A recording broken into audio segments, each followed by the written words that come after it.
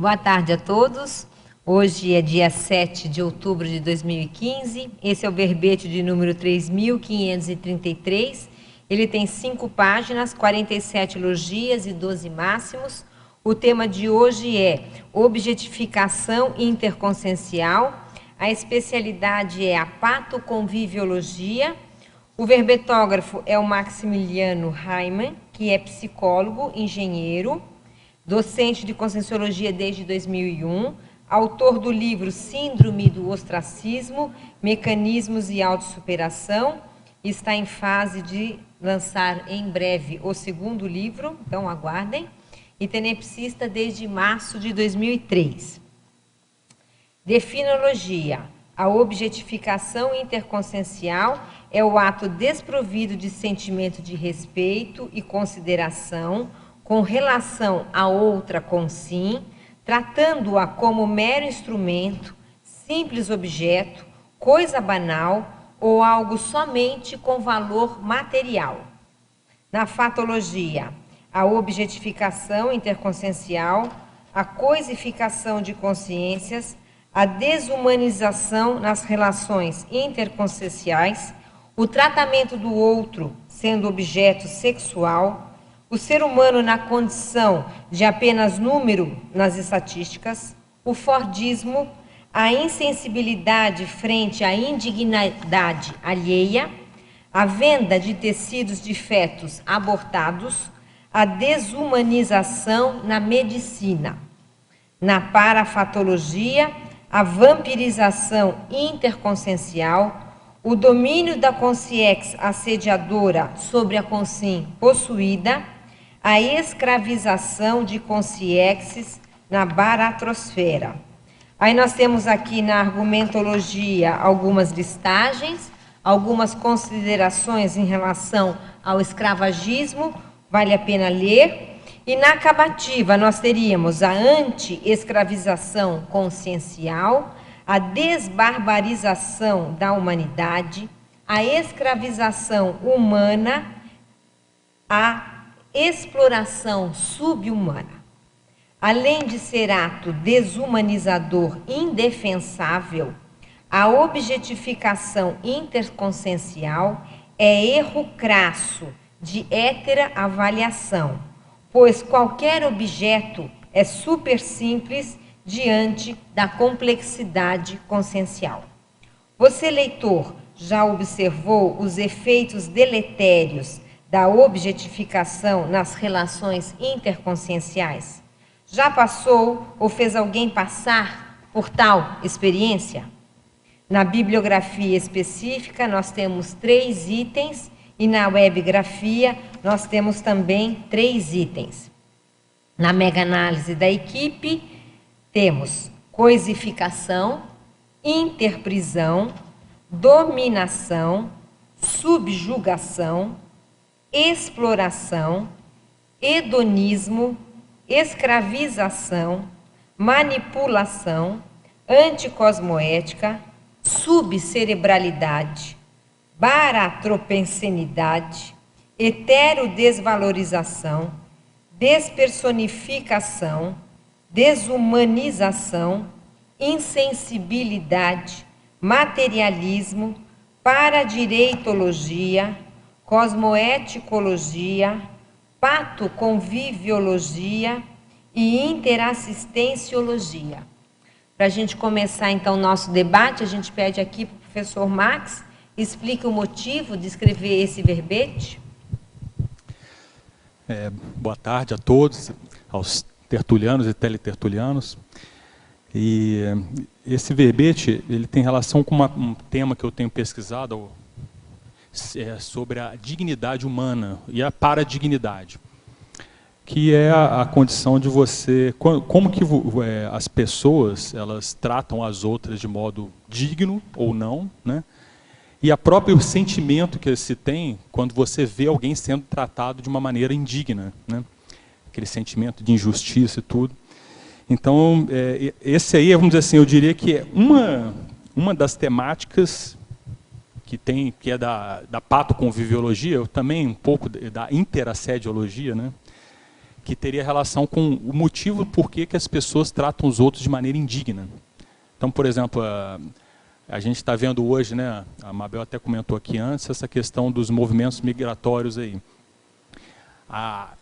Se você for ver na raiz da forma do tratamento que estão sendo dado a essas pessoas, elas não estão sendo tratadas com a dignidade que elas merecem.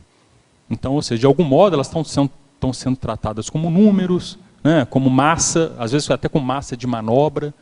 Então, no fundo, existe aí na sociedade, nas pessoas, essa condição de não ver o outro de uma maneira como realmente uma consciência. Né? Ela vê o outro simplesmente como uma coisa que, de algum modo, pode ser usado a favor dos seus interesses pessoais. Então, a linha do desenvolvimento dessa temática aí foi por aí. Esse tema está no seu livro novo, Max? Não é do seu livro novo. Não, esse não. Esse é um tema que eu pretendo aqui para frente aprofundar um pouco mais. Nessa linha. Que tem a ver com escravagismo, né? É, exatamente. Gente, eu quero falar que já que o tema é sobre escravagismo, já faz dias, mas não custa comentar que a dona Princesa Isabel está aqui atrás. Exatamente, está só assistindo a gente. Ela está escutando tudo, não é isso? Gente, queria lembrar aqui a 6ª semana da reeducação consciencial. Ela vai começar nesse final de semana com um campo energético parapedagógico, nos dias 10 e 11 de outubro, no Hotel Mabu. Depois, no dia 12 de outubro, tem uma série de atividades aqui no CAEC, gratuitas, uma série de pessoas falando sobre educação de uma maneira geral. E depois, no dia 17 e 18 de outubro, a gente tem o 3º simpósio de parapedagogia. Então, os interessados, eles podem se inscrever com a reaprendência ou pelo telefone 8821-8387. Fica aí o convite, porque a gente vai ter um feriado grande aí nesse final de semana. Professor Max, quais seriam os redutores do autodiscernimento? Eu indico aí, eu posso falar alguns aqui, mas eu indico a pessoa consultar o Homo sapiens pacíficos, né, que ele tem lá uma taxologia aí com 100 redutores do autodiscernimento. Agora, por exemplo, para a pessoa pensar, a alienação, uma pessoa alienada poderia ser um redutor do autodiscernimento, a pessoa que entra em situação de depressão, melancolia, quem mais aí? Quem dá mais? As fobias. Fobias. Então tem uma série de... As ectopias conscienciais. Então são uma série de vamos dizer assim, comportamentos que reduzem o discernimento da pessoa. Por exemplo, apesar de não estar na listagem, a hora que você, de algum modo, trata uma consciência de uma maneira que ela, não como consciência, mas sim como objeto, você está reduzindo seu autodiscernimento, porque você não está vendo a realidade como ela é, né? E isso vai contra você mesmo, de algum modo. Tem uma sessão inteira, né, Max, no livro? Uma sessão inteira. Eu lembro que o professor Valdo se dedicou muito a escrever sobre isso. Exatamente. Ele criou o mini conscienciograma das patologias humanas. Isso. Não é isso? Estrangeirismologia, página 18. Relacione, por favor, o sex symbol, o sex appeal e o self-objectification com o tema do verbete. Esse tema de objetificação, a maioria das pessoas elas conhecem mais quando se fala da objetificação sexual, né? Da questão de tratar a mulher como objeto sexual. É um tema que, até porque as feministas, de algum modo, elas levantam muito essa questão, levantam muito essa bola, né? Não só as feministas, né? As pessoas de modo geral, que isso aí de uma maneira, é uma condição patológica isso. E essa história, por exemplo, se você pega uma mulher que nem a Marilyn Monroe, que eu botei até na minha bibliografia, na feminologia, ela era justamente isso, ela era o símbolo sexual, né, sex symbol, porque ela tinha um sex appeal, né, um apelo sexual violento. Mas se você for analisar até a biografia dela, você vê que ela, como pessoa, ela teve uma série de problemas, usava drogas e tal, acabou até cometendo suicídio e tudo. Mas assim, o pessoal não estava muito preocupado com isso, não. O pessoal estava preocupado de ganhar dinheiro com a aparência dela. Com, né? O objeto do corpo dela que aparece. Então você vê. E assim, aí a self-objectification é a auto-objetificação, né? Quando a pessoa faz isso com ela mesma.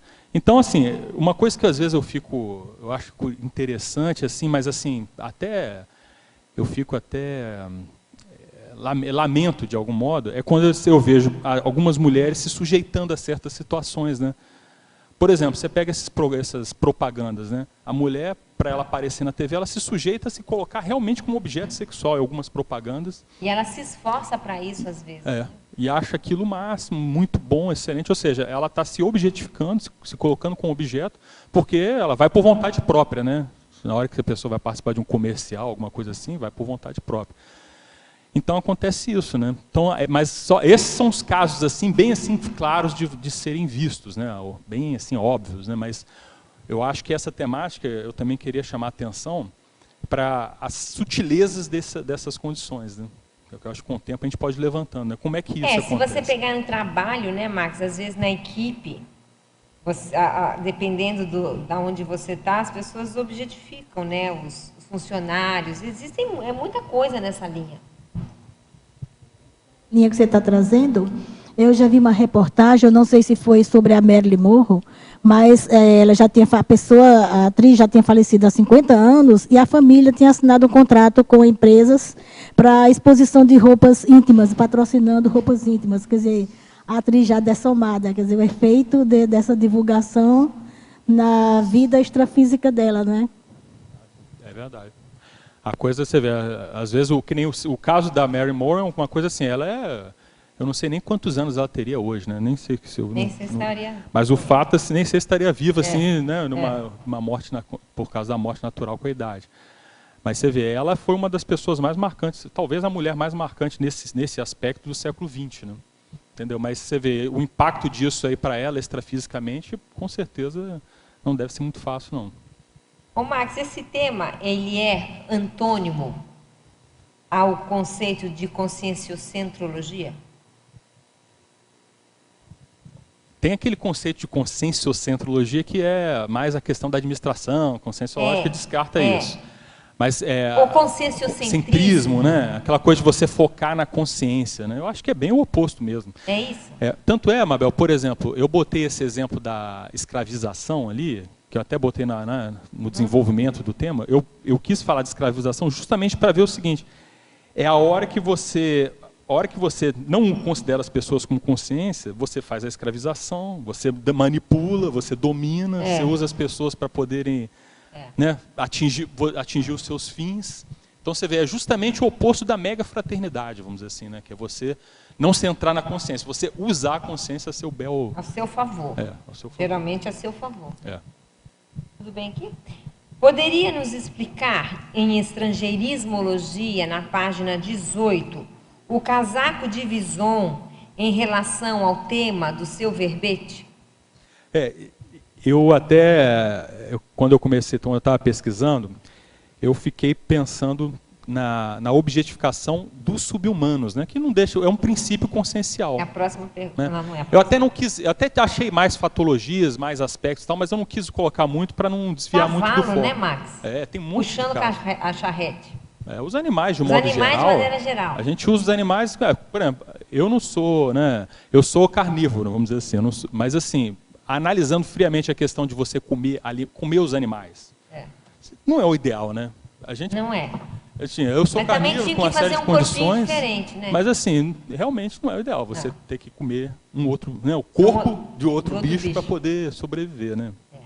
A gente faz porque tem uma série de condições biológicas, fisiológicas associadas a isso e tudo, mas assim, não é. A gente não dá para defender isso como, muito bom, né?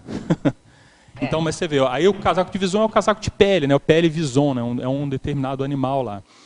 Por isso que eu coloquei isso como exemplo, que às vezes a pessoa acha aquilo um símbolo de status, uma coisa muito bacana, positiva, mas na verdade você está lá exaltando que você está usando a pele de um outro animal sobre você. Isso é negativo. E pode ser um bagulho até. Com certeza é um bagulho, né? Ainda mais hoje em dia, usar esse tipo de roupa vai até contra a própria pessoa, né? Hoje em dia, antigamente, há uns 20, 30 anos, talvez fosse até... Né, um frisson, como se dizia na época. Mas hoje vai contra a mulher, eu acho que usa isso aí. Hoje em dia é politicamente incorreto. Na parafatologia, página 19, na 5ª linha, poderia aprofundar o item as tatuagens e adornos indicando a condição de pertencimento da consciência possessa à consciex possuidora? Sim, poderia. Eu posso até dar um exemplo aí de uma experiência que eu tive uma vez, que mostra isso aí de uma maneira interessante. Foi até eu tive mais de uma experiência nessa linha para ver isso, não sei porquê, mas eu tive. Mas uma delas me chamou bastante atenção, que foi o seguinte. Eu estava fazendo um determinado trabalho numa cidade lá do interior do Rio de Janeiro, e aí cheguei tarde para trabalhar na cidade no dia seguinte, cheguei tipo 7, 8 horas da noite, e fui dormir. E aí eu acordei fora do corpo, lúcido, dentro de uma igreja na cidade. E, poxa, eu não tinha visto igreja nem nada. É uma cidade pequena, tipo, deve ter uns 30 mil habitantes ou menos. E dentro daquela igreja tinha um padre extrafísico tentando fazer alguma lavagem cerebral comigo e mais algumas pessoas que estavam ali. Só que na hora que me deu aquela coisa de ficar consciente, né? Aí eu vi o negócio, aí disfarçadamente, discretamente, eu fui saindo do local para poder, né, sair dali, né, que aquilo ali era um negócio negativo. Aí saí do local, acordei. Voltei para o corpo, não tomei nota e tal, e fui trabalhar no dia seguinte. Aí no dia seguinte, eu cheguei no local e eu tinha tratado com algumas pessoas sobre o trabalho, eram pessoas, assim, várias delas eram da cidade, pessoas esclarecidas e tudo. Aí eu cheguei lá, estava uma mesa de reunião que devia ter mais ou menos um homem e mais umas 6 mulheres, mais ou menos. E eu junto, né, para apresentar o serviço lá, que eu dentro da minha empresa, que eu trabalhava lá. E aí eu olhei para uma das mulheres, né, e reparei que ela estava com um crucifixo aqui. Aquilo me chamou a atenção. Aí quando eu fui observar, todas as mulheres estavam com crucifixo. Todas as mulheres da mesa estavam com crucifixo. Aí na hora eu tive aquele banho de energia, aí eu vi, olha só, é a marca do gado. Ou seja, essas pessoas já deviam ter passado por aquela experiência extrafísica de doutrinação, está todo mundo marcadinho ali com a marca do gado. E acha aquela coisa super normal, um crucifixozinho que mal tem, né? Um crucifixo, uma coisa bobinha e tal, bonitinho e tal, que às vezes a mãe... De novo é o bagulho, né? O bagulho energético. Pode ser o bagulho, eu não sei se mas pode ser o bagulho. Então você vê, para mim, essa experiência, ela mostra claramente o seguinte, ó, aquelas consciências, elas usam objetos físicos e elas estão dominadas por consciência extrafísica. Aquilo ali é a marca delas. Aquele bagulho ali sustenta o negócio. Ia falar, Patrícia? Tá. Ia direcionar aqui? Podemos então continuar? Tudo bem? Sim, aqui? pode continuar. Na Fatologia, página 18, primeira linha. Como a explosão demográfica atual, superlotações nos mais diversos lugares e a facilidade de contatos via internet, não há uma facilitação da desumanização nas relações interconscienciais? Não é como, é como. O xenofobismo existente em diversos países também não leva a esse tratamento vil do outro? Então ele está falando das redes sociais como, né, lidando as pessoas uma coisa como, que se aumentasse. Desumanização. Eu vejo o seguinte, eu acho que aumenta a visibilidade, mas eu vejo assim, essa coisa de desumanização, ela era muito pior, se você for ver no passado, né? Por exemplo, por pior que seja, hoje o escravagismo, ele não é, vamos dizer assim, legalmente... Bem visto. Ele não é legal, não existe legalmente em nenhum país, assim, a não ser agora o Estado Islâmico, mas não é constituído um país, né? Mas o escravagismo, apesar de acontecer com milhões de consciências, ele não é uma coisa que é legalmente aceita. Então você vê, hoje houve uma evolução social nesse sentido inegável, né? Mas assim, o problema da superpopulação, da supercomunicação, é que tudo que acontece chega mais rápido, é mostrado de modo explícito para todo mundo, né? Então assim, isso é um problema e na verdade é a raiz da solução do problema, né? Porque na hora que todo mundo vê, você combate o negócio, você dá o contra e tal. A gente está na fase de mostrar a sujeirada toda que está acontecendo, mas eu acho que essa superexposição é que vai fazer o negócio melhorar. Do meu ponto de vista é por aí. Hoje já rinha de galo já não é bem vista, os touros não são bem vistos, corrida de touro. Então, até com os animais estão melhorando. Aliás, estão melhorando muito, né? O olhar para os animais. É verdade. Pensenologia, página 18, terceira linha. Poderia falar sobre o sexo pensenis e o zedono pensenis no contexto do verbete? Por exemplo, uma das coisas que a pessoa... um dos pensenes que a pessoa tem na hora de se utilizar de outra... São esses dois aí, é o pensene de prazer, né, o hedonopensene, e a sexopensenidade. Então, por exemplo, essa questão da escravização, ela é muito fundamentada nessa condição de você usar o escravo como objeto sexual. Também. Né? Também. A objetificação da mulher, igual a gente falou, a mesma coisa. A objetificação da mulher é muito no sentido da exposição dela como objeto sexual. Então, e não só isso, porque assim, a questão do hedonopensene, ela já pega mais a coisa além do sexo, ela pega o prazer, né? Você de algum modo se satisfazer com aquilo, né? O hedonismo. Então, por exemplo, pegar o caso, extrapolando um pouco, o caso do masoquismo e do sadismo. Na hora que você, dentro dessa condição de masoquismo e sadismo, tem aspectos de objetificação que eles usam uns com os outros ali. Aquilo, existe um prazer patológico que a pessoa tem com aquela condição lá, de se sentir objeto e de tratar outra como objeto. Marcos, É uma qual é coisa- a raiz, que traço raiz está nessa patologia, você acha? Da objetificação É. interconsciencial. Aquela Eu velha- tenho uma hipótese. Qual é a sua hipótese? Não. Você perguntou para Se mim, você né? não tem, eu falo. Você Vamos dar falou apertada uma nele. raiz única. Não, Vamos dar uma apertada nele. aperta, né? É. Porque você falou do hedonopensene, que é o prazer. Sim. Aí você falou do sexo pensene, que não deixa de ser prazer. Mas não tem um por trás disso tudo? Eu acho assim, geralzão é aquela coisa de geral que todo mundo sabe que é o egoísmo, né? De você focar em você mesmo. Mas, não sei. Eu acho que é poder. Você acha que é o poder? Poder. É.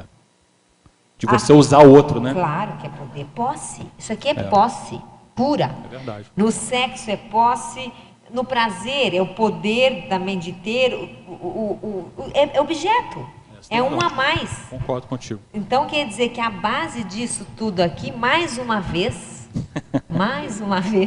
É o danado poder. É o danado poder. Inclusive, no seu livro, A Síndrome do Ostracismo, eu já dei palestras com base nele, muito bom. Você fala sobre essa questão do poder, né? A perda do poder levando ao ostracismo, né? Muito, e bem interessante. A Anabel está pegando no meu pé aqui. Eu estou porque ela sabe falando que eu justo estudo. por causa disso. Porque eu Por que fiquei- será que eu resolvi estudar Pois isso? é, por que ele resolveu estudar o assunto? Não que a gente tenha que obrigatoriamente ter uma relação, Sim. mas eu fiquei pensando aqui, eu falei, não, isso é poder, porque objeto, você querer objetos, Não, mas né? total. E a posse do outro. Você tem esse objeto, você faz dele o que você quiser. Isso é poder.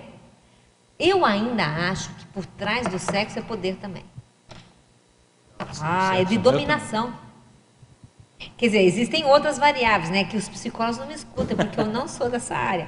Mas eu acho que deve ter, quando a patologia é muito avançada. Fala. Não, eu concordo com o Max, assim, também considero essa questão do poder, mas eu vejo que por trás do poder tem a questão do egocentrismo. A pessoa, sim, ela quer subjugar, ela quer fazer isso, mas a raiz claro. eu penso que é o egocentrismo. Não, é o egoísmo. esse é a mãe de tudo. É que esse é muito mãezão de tudo quanto é Porque- trafar. Né? O Porque tem a egoísmo ver- com certeza. Eu acho que tem a ver com, aqui, ó, quinta linha de cima para baixo na patologia, que é o que eu ia perguntar, que é o ato de dispor das pessoas para atingir os próprios fins egocêntricos.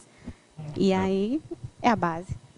Não, com certeza. A base é o. Não, mas esse ponto, esse ato, aí o que eu fiquei pensando quando eu estava escrevendo, que eu também estava querendo entender, quantas vezes que eu fiz isso, entendeu? De usar as pessoas para atingir os meus fins nas nossas relações. Que é aquele negócio que você estava falando da É manipulação. total, isso aqui é manipulação. Entendeu? Agora, por exemplo, porque quando a gente fala assim da objetificação, a gente pode tentar ver essa objetificação grandona, né?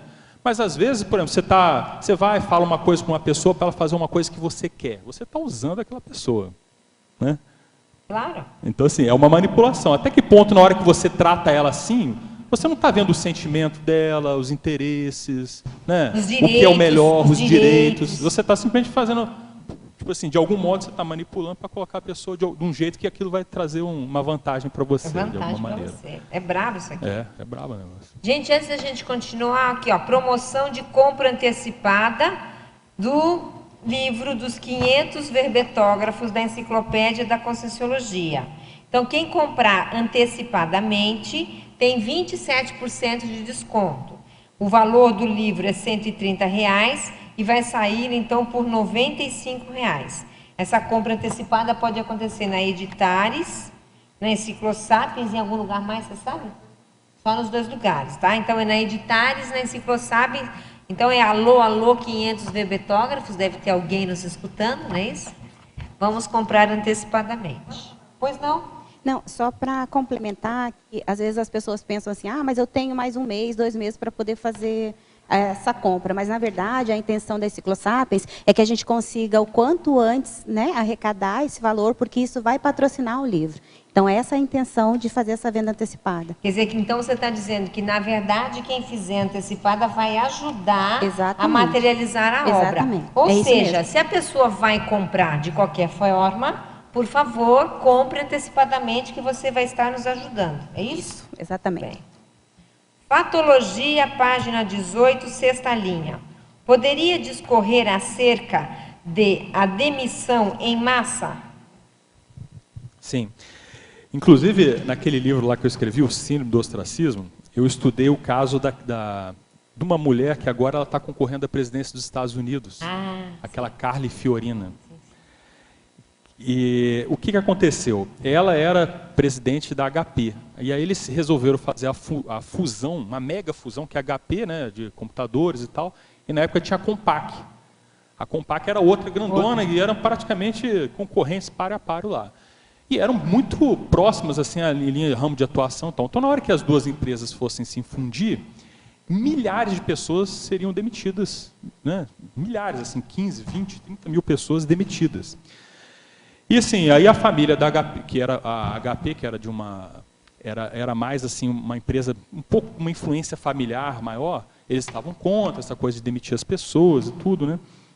E aí acabou que a Carly Fiorina, que era uma das maiores executivas americanas, né? Aquela lista da Forbes, né? Que a mulher aparecia como, né, na frente de todo mundo e tal, tanto é que agora ela está até concorrendo à presidência. Ela entrou nessa para poder fazer essa limpa, né? Fazer a gestão da fusão e demitir todo mundo. Então, assim, ela foi a pessoa que assumiu. Ela fez, houve um monte de demissão, mas o negócio começou a dar para trás, para em cima dela, um monte de coisa. Claro. Entendeu? Tanto é que ela ficou anos aí no ostracismo. Ela ficou sumida, né? Uma pessoa que estava crescendo pra caramba, ela era para ser candidata, foi candidata a senadora e tudo, sabe? Quando a pessoa estava crescendo e a coisa depende, dá tudo para trás com a pessoa. É que ela entrou para fazer o serviço sujo, Ela entrou para fazer o serviço sujo. Quer dizer, né? Porque pensa bem, é que nem, por exemplo, esse negócio de empresa, uma das coisas, eu tenho uma empresa pequena e tal, mas eu fico pensando, eu falei, a empresa é minha, eu posso fazer dela e o que eu bem entender, da forma que eu bem entender. Por exemplo, eu posso, não, a pessoa lá da empresa como funcionário não está me servindo, eu vou trocar e botar outro. Né? Tipo assim, é assim que tem que ser? É assim que funciona o negócio? Pela questão da cosmoética, não dá para ser assim. Porque à medida que a pessoa entrou ali dentro, ela está colaborando, você não pode simplesmente pegar a pessoa, tirar ela e botar outra no lugar e pronto, acabou por isso mesmo, sem se importar se ela tem família, o que ela abriu mão para chegar lá, todo o tempo que ela se dedicou à empresa, um monte de coisa que ela fez. A empresa, a pessoa, ela é dona daquela empresa, de algum modo. Todo funcionário, ele tem um nível, ele em algum nível, ele tem um nível a empresa é parte dele, em algum nível. Então, a hora que a pessoa chega... é uma pessoa, um ser humano, tem um ser humano, tem um monte de dependência, você simplesmente tira a pessoa porque quer aumentar o rendimento para os acionistas. Eu lembro uma vez que eu trabalhava numa multinacional e teve que fazer um corte, obrigatoriamente, de 10%, 15%, acho, em todas as áreas, né? Era obrigatoriedade, você não tinha como não fazer. E eu lembro que um dos critérios que a gente escolheu para fazer o corte era as pessoas que não tinham dependentes. Porque economia de males. Foi um critério que não foi um critério de mérito. Na verdade, a pessoa que foi demitida, ela por mérito, ela não deveria ser. Ela era melhor que a outra. Mas ela era solteira. Você pensa assim, poxa, vai prejudicar menos gente. Não, né? ela tinha família para sustentar e a outra era mãe solteira com 2 filhos. Aí qual que você vai? Não, você vai na solteira que não tem, entendeu? Mas não sei nem se é o melhor, mas dentro da cosmoética, você vai fazer sofrimento menor, né? É complicado isso. Muito complicado. Não, mas eu acho assim, essa história de demissões em massa, do jeito que o pessoal faz, só para aumentar rendimento, a hora que piorou um pouquinho a economia, demite. É agora, demite né? 1.000, é o que nós estamos vivendo agora. Entendeu? Eu vejo assim, eu sou contra isso aí. Entendeu? Eu acho que é você usar as pessoas, realmente. A hora que está tudo bem, beleza, né? A hora que a coisa aperta, sai fora, se vira aí cada um na sua vida e tal. Teve um exemplo recente de uma empresa automobilística que fez uma demissão em massa, com funcionários assim de décadas de casa, por telegrama, no final de semana do Dia dos Pais. Foi no final de semana, no Dia dos Pais. A gestão Então, de pessoas aí não existe, né? e a pressão foi tanta, depois eles até voltaram atrás e tudo mais. Mas a forma como foi conduzido foi totalmente É inadequada. uma vergonha isso, né? Tem um filme que trata dessa questão, eu não lembro o nome, mas eu também não sei qual país, se seria europeu ou Estados Unidos, que adotam, assim, tem empresas só para isso, onde tem profissionais formados, né, na área de gestão, Eu vi esse filme. né, só para despedir altos funcionários de determinadas empresas. E o filme versa sobre isso. A profissional luta para conseguir esse cargo, que ela achava super interessante, e quando ela, de fato, consegue o cargo e começa a exercer a função e demite funcionários, né, de alto padrão, depois, posteriormente, ela começa a se encontrar com esses funcionários demitidos e começa a perceber o estrago que ela, de certa forma, participou e colocou a família dele e o funcionário em situação bem drástica. E daí ela começa a ter processos de mal-estar, né? Problemas conscienciais por conta Depressão. disso. E tenta fazer a limpeza do rastro dela e ela abandona essa profissão. Por exemplo, por exemplo, esse negócio, eu até coloquei aqui o termo capitalismo. O capitalismo ele é negativo nesse ponto aí. Eu não sou a favor também daquela história de funcionário público, do cara ter a vida toda... Não, isso também Entendeu? é objetificação do dinheiro público. Exatamente, eu sou contra também. O cara ficar a vida toda, o cara é um péssimo funcionário, não faz nada, e está lá no emprego público e não pode ser demitido. Eu sou contra isso aí. Não fazendo Eu greve. sou a favor da meritocracia, mas... Agora, por outro lado também, você, assim, qualquer coisa você vai lá e demite milhares e tal, porque naquele momento não é interessante para você, né? Você tem que ver os dois lados da questão, né? Eu vejo isso aí. Tudo bem? Fatologia, página 18, sétima linha. O que poderia falar sobre o Fordismo, preconizado por Henry Ford? Então, uma das coisas lá do Fordismo é aquela coisa da produção em massa, em série, né? De você produzir veículos em série. Desde que sejam pretos. Exatamente, desde que sejam pretos. E aí o que acontece? Essa condição de você produzir em massa, os trabalhadores eles têm que praticamente atuarem como robôs dentro da linha de produção, né? Tanto é que tem até aquele filme, né, do Charlie Chaplin. Do Charlie Chaplin, né? Tempos Modernos. Tempos Modernos. Ele mostra justamente isso, né? Ele lá apertando parafuso, quando ele vê, ele está indo para casa, está indo lá apertando parafuso na casa, né? Porque ele passa o dia inteiro apertando parafuso da mesma... Então você vê, isso não é uma coisa para ser humano, né? Ficar lá assim, não. Durante 8 horas por dia apertando parafuso, aí vai para casa. Aquilo é um redutor do autodiscernimento, exatamente. não é? Então você vê, tem certas coisas assim, para você maximizar os lucros, né? Você usa as pessoas da maneira que mais interessa. Então, por exemplo, aqui em Foz, tomando devido paralelo, aqui em Foz do Iguaçu tem o Paraguai. Aí o que a pessoa faz? Ela contrata funcionária paraguaia para poder pagar menos aqui, porque sabe que o pessoal lá às vezes não precisa se colocar aqui em relação às condições trabalhistas, não sei o quê. Aí bota a pessoa para dormir em casa, fazer um monte de coisa, trabalhar final de semana. Então, tomada das devidas proporções, né, é um mecanismo mental de usar as pessoas da mesma forma. Você acha que na China está acontecendo isso? Acontece direto. O pessoal não tem direitos lá na China. Sabe onde é assim também que ninguém imagina? O Japão. O Japão lá, tenho amigos japoneses lá, que principalmente o pessoal que vai para lá trabalhar, o pessoal não tem férias, trabalha às vezes 15 horas por dia, entende? O maior índice de suicídio de jovens é no Japão, no primeiro dia de aula, na volta das aulas. De tanto que eles são estressados, os jovens se suicidam nesse dia, porque eles vão voltar à aula, vão voltar ao estresse. Então, o maior índice de suicídio em jovens é lá. Por causa disso, né? Dessa pressão. Dessas pressões aí. Agora é um tema, esse aqui é um tema difícil. Ó. Fatologia, página 19, último item. Como podemos reverter a desumanização na medicina que infelizmente vemos atualmente? É um médico perguntando. O médico, depois ele passa umas sugestões aí para a gente aí também, né? Eu acho assim, ó, a medicina, dentro da minha visão restrita da medicina, o que eu consigo observar, eu tenho algum nível de visão, porque a minha empresa é dentro da área de engenharia, que trabalha dentro de hospitais, né? Então eu tenho algum contato, mas eu não sou da área, não sou médico, né? Casada com médico. Minha mulher, minha duplista, ela é médica. A gente já está há 15 anos, então eu acompanhei alguma coisa aí nessa linha. Uma das coisas que se vê é o seguinte, uma parte dos médicos, eles tratam as pessoas da mesma maneira que um engenheiro vai trabalhar na indústria e trata uma máquina lá, porque aquilo faz ela produzir e render dinheiro. Uma coisa que sempre me chamou a atenção dentro dessa área da cirurgia, né, que a minha duplista ela trabalha na área da anestesia, a Ellen Quintela, e aí eu ouvia lá alguns médicos falando assim, hoje a gente vai operar um baço, amanhã a gente vai operar uma perna. Eu falei, como é que não é é esse uma negócio? pessoa. Não é uma pessoa que eles vão operar. Eles vão operar o baço, a perna, entendeu? Assim, ocorre esse afastamento da pessoa, né, do médico e tal, com relação ao que vai acontecer. Aí acontece em casos que eu já sei, da pessoa ela não ter contato nenhum com o paciente depois, não vê a cara do paciente, entra na sala de cirurgia e conhece tudo do baço, das conhece entranhas. tudo do baço, mas nem viu a cara do paciente lá, porque às vezes tem que cobrir a cara, né, para poder fazer cirurgia. Entende?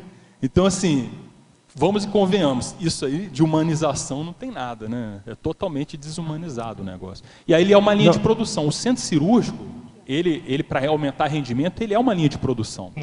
Ele está todo estruturado para ser uma linha de produção. Que por um lado tem coisas boas dentro de procedimentos bons e tal, por outro lado o foco é produzir mais para ganhar mais dinheiro, vamos rapidinho. Às vezes o cara, determinados procedimentos que demoram mais tempo, mas seriam melhores para o paciente, não são feitos, porque demorariam muito tempo e ia atrapalhar o rendimento. Sem contar aquilo que a gente já sabe, né, dos atendimentos, né, que você vai atender vai fazer um atendimento com o médico, se ele ficar 15 minutos contigo, você vai falar, esse médico ele dá maior atenção pra gente, né? Se ele ficar 15 minutos, né, você já fala, o triste é que nesse país, pensar em desumanizar é muito difícil, porque ter os 5 minutos com o médico já é difícil, que dirá humanizar. Do jeito que está a saúde pública, né, é muito complicado, pois não. Eu queria lembrar que essa questão da desumanização na operação, às vezes pode gerar o erro médico, né? Era para ele ser operado de apendicite e no fim ele faz outra operação lá na pessoa, né? É para ser uma perna, quer fazer alguma coisa, faz outra perna. É a desumanização. A pessoa não teve contato, não viu, né, não acompanhou, né? Pegou só um pedacinho do processo. Do processo. É isso aí. Pois não. Só fazer uma parte aqui bem rapidinho. Eu fui fazer uma cirurgia mini, né? Tirar um sinalzinho aqui no rosto.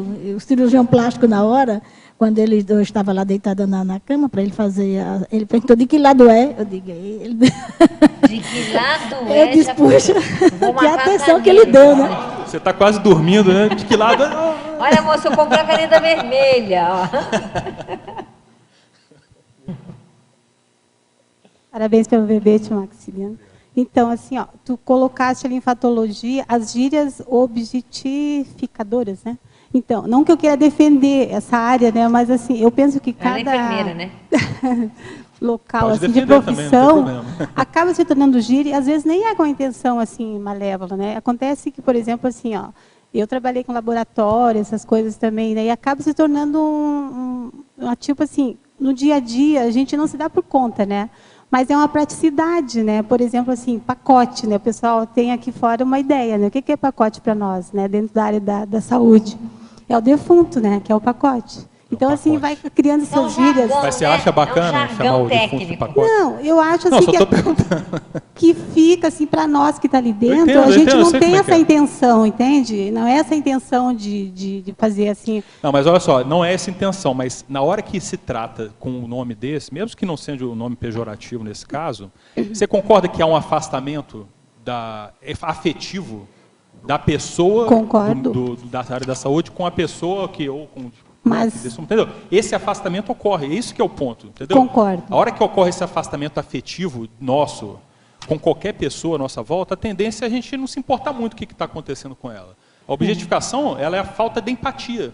Total. Entendeu? É que na prática, assim, quando tu vai trabalhar no hospital público, é um pouquinho diferente, né? Porque o negócio é atender quem chega ali, né? Eu trabalhei em que eu estou falando dos 5 minutos, é super importante, né? Pronto-socorro. Melhor dar 5 minutos para 100 do que, né? Pronto-socorro, imagina. Deixar de atender um monte de gente. Chega a pessoa ali, né? Tem que atender o que é mais prioritário. Então, assim, não é na defesa, mas que é difícil hoje em dia, né? Porque é importante tu estar salvando a vida da pessoa ali, nesse momento. Isso, mas olha só, a gente não pode justificar um problema com o outro, entende? Assim, que é difícil, a gente entende que é, mas o fato é que da forma como está, isso desumaniza as outras pessoas, entende?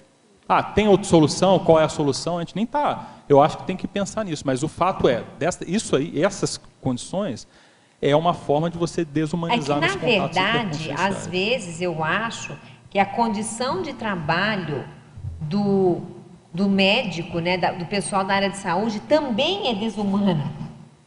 Né? Já começa a desumanização ali, não é isso?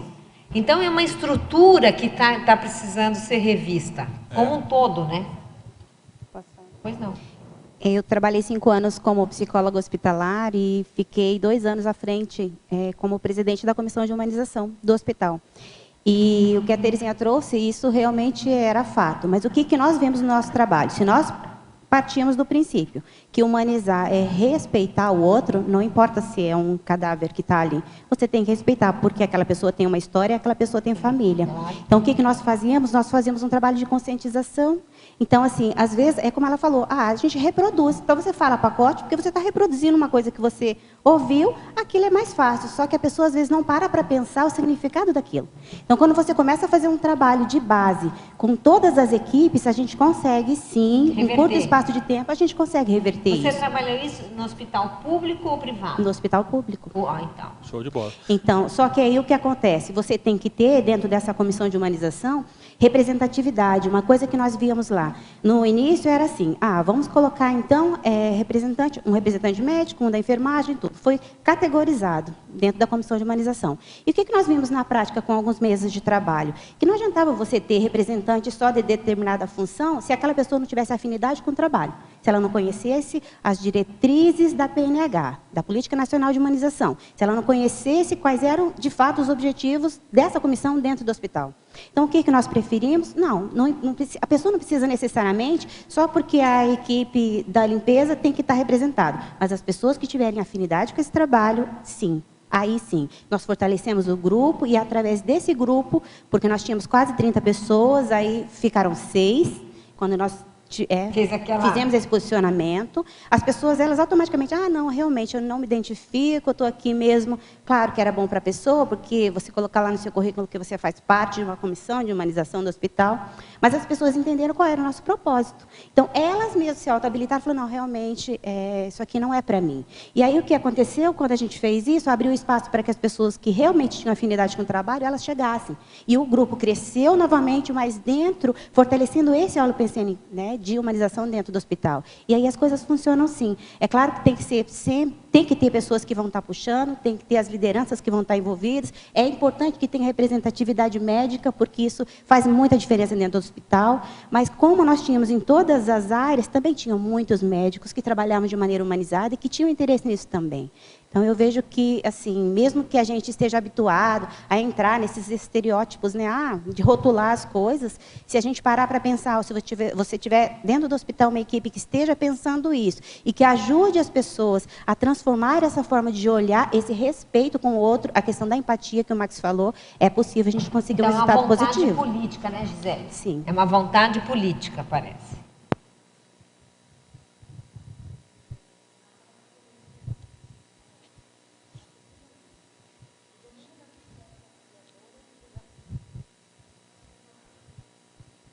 Ela perguntou sobre o domínio da consciência assediadora sobre a consciência possuída, não foi?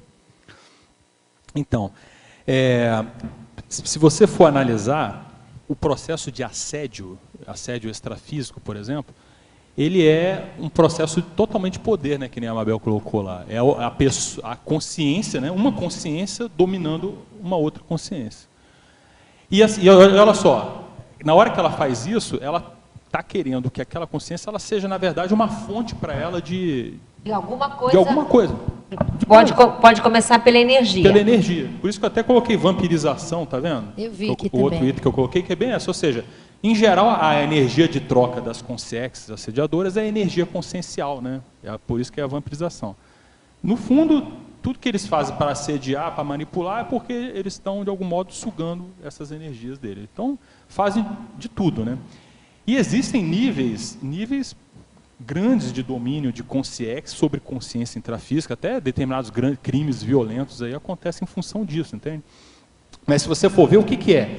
É um processo, muitas vezes, de uma consciência sobre outra, de uma uma heterohipnose, muitas vezes, a base do assédio é uma heterohipnose, que é o domínio da energia de uma consciência sobre a outra, que é a base toda desse processo de você não tratar a outra pessoa de uma maneira respeitosa como consciência, não respeitar o direito dela. Não importa, para essas consciências, não importa se você tem direito, para elas não importa, isso é secundário, não é nem considerado, entende? Importa o seguinte, aquilo para mim é uma fonte de algo que eu quero. Então eu vou usar isso aqui de uma maneira que seja interessante para mim. E geralmente depois tem um descarte, né? Na hora Se que não não serve mais. Mas aqui você, no binômio, na segunda linha, você também coloca, né? O binômio com sim malintencionada, com se ex assediadora. Entendi. Então, entendeu? Esse binômio aí mostra o quê? Que sempre tem, se você tem má intenção, vai ter consex junto. Então, por exemplo, a gente pensa assim, bom, a pessoa que é assediada, ela é uma vítima, né? É o pensamento que a gente vê, e no fundo é. Mas por quê? Existe alguma desqualificação ali da intenção dela. Às vezes a gente pensa assim, uma má intenção, explícita, assim, não, ela quer fazer algum mal. Às vezes não é isso, às vezes é a intencionalidade dela que não é boa, no sentido assim de não é clara. Por exemplo, uma pessoa que se deixa levar pela... ignorância. Quer ver, uma pessoa que toma decisões fundamentadas nas suas emoções, só nas suas emoções, isso não é uma boa intenção. Ela não tem boa intenção, essa pessoa, compreende? A intenção não é racional. Por quê? Porque não é racionalizado o negócio, não é discernido. Ela está instintiva, ela tá impulsiva. Então a intenção dessa pessoa não é boa. Aí ela fica suscetível a ser manipulada por assediadores, né, intrafísicos e extrafísicos. Então, esse negócio da intenção é que a gente tem a tendência de ver só aquela coisa negativa, né? Claro. A má intenção, eu quero fazer mal a você. Não. A intenção, dentro da consciência terapia, né, Thelma, isso também é muito trabalhado, né? A desqualificação da intenção, que não é só a intenção negativa explicitamente, mas é aquela intenção que, sabe, todo mundo chegou, né? Você está indo, está seguindo suas coisas, seus lados, seus Quer dizer, você está dizendo assim, de não imprimir uma intenção qualificada, deixa a vida me levar, é isso que você está falando? Essa história de deixa a vida se levar é uma intenção desqualificada, porque tá as suas emoções, porque pensa bem, todos nós aqui temos emoções de bicho, nosso corpo é de bicho. Isso. E ele vai mandar a gente buscar uma série de coisas. Se a gente ficar seguindo tudo que o corpo manda... Você sabe para onde, né? É para a baratrosfera. Vai direto para a baratrosfera. Exatamente. É para a baratrosfera. Mas, nessa mesma linha ali na parapatologia, no 19, né, a página 19, as tatuagens e adornos indicando a condição de pertencimento da consciência processa à consciência possuidora. Então, por exemplo, você já viu aquelas pessoas que às vezes botam aquelas tatuagens tribais e tudo? Muitas vezes aquilo ali, aquelas tatuagens tribais, aquilo ali é coisa de consciência, de grupo extrafísico, bolsões extrafísicos. Bolsões, né? Tema do próximo círculo. Tema do próximo círculo. São bolsões extrafísicos daquelas consciências lá aqui. E aquela tatuagem nada mais é do que a marca assim, eu sou daquele bolsão lá de assediador, eu faço parte.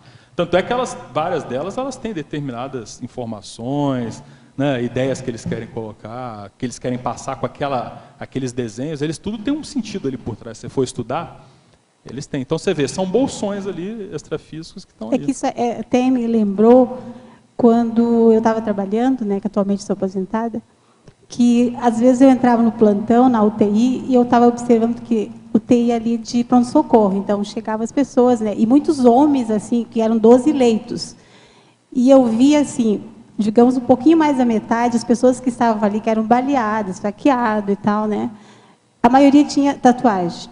E a tatuagem deles, aquela tatuagem bem terrível. Porque às vezes eu ia mexer no paciente e eu via, nossa, que tatuagem bem horrenda, sabe? E eu vi assim, comecei a perceber, tipo, fazer uma estatística, sabe? Eu observando, e vi a quantidade de pessoas que estavam ali, que eram a maioria homens, mulher quase não vi, quase ninguém, mas eram homens mesmo, que estavam naquela situação crítica, assim, de levar tiro, de esfaqueamento, essas coisas, assim, bem sérias, sabe? Isso é uma coisa que eu fico pensando. Aí tem aquele jovem, por exemplo, de 17 anos, 18 anos, ou mais jovem até, que tem aquela bela ideia, vou fazer uma tatuagem. Aí eu quero fazer tatuagem tal, específica. Por que ele teve aquela ideia de fazer aquela específica tatuagem? Às vezes a ideia não é dele, às vezes ele foi inspirado pela Consciex lá, para fazer aquela tatuagem ali específica, entendeu? Não estou dizendo que todos os casos sejam esses, mas assim, que tem isso eu tenho certeza que tem, entendeu? Você entendeu? Acho que para chamar atenção é ter cuidado com essa tatuagem mesmo, sabe? Porque é sério isso aí. O negócio é uma marca, né? Max.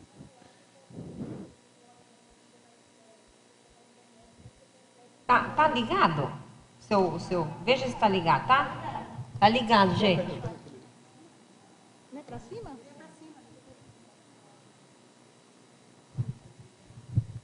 Agora vai. Então, eu pensei também aí, essa tatuagem, no sentido simbólico das ideias. Você na internet observa que jovens se inteiram a determinadas comunidades, né, pertencentes a essas comunidades. Aí atribuem nomes, e esses nomes têm muito a ver, às vezes, com questões bem baratrosféricas, né? É o código. É o código do grupo. É o código do grupo. Um exemplo assim bem assim antigo e característico é a máfia japonesa lá, né? A Yakuza, que todos eles botam aquelas tatuagens bem assim baratrosféricas mesmo, né? E mostra que o cara faz parte daquele Existe grupo um lá. livro, um dicionário que se chama Código de Cela. Lá no Holociclo tem Código de Cela. É interessante que mostra bem isso, de cela, que mostra bem as tatuagens que eles usam na prisão. Que é justo, que já é um outro contexto agora, né? Mas que é justamente para fazer parte do grupo, né? É um senso de pertencimento ao grupo. Agora, posso só fazer uma pergunta aqui em cima disso que veio? Você acha, Max, essa é uma pergunta, tá? Que essa situação das tatuagens é um contágio holopensênico como efeito da mídia? De um monte de gente fazer tatuagem Isso. e tal. Eu acho que tem um modismo, né, nisso aí. Eu Claro acho que que tem. com certeza que tem modismo, né? Bonitinho e tal. Tem sex appeal. Tem sex appeal e tal. Tem aquela coisa do jovem, né? De fazer parte de um grupo, porque se tem, aí fica mais, né, descolado e tal, né? Mais avançadinho. Problema de identidade, né? Identidade. De tribo. Tem tudo isso. Identidade de tribo. O que eu quis chamar a atenção é, tem certas tatuagens ali que mostram que aquela com sim é posse de alguma consciência. Isso aí tem.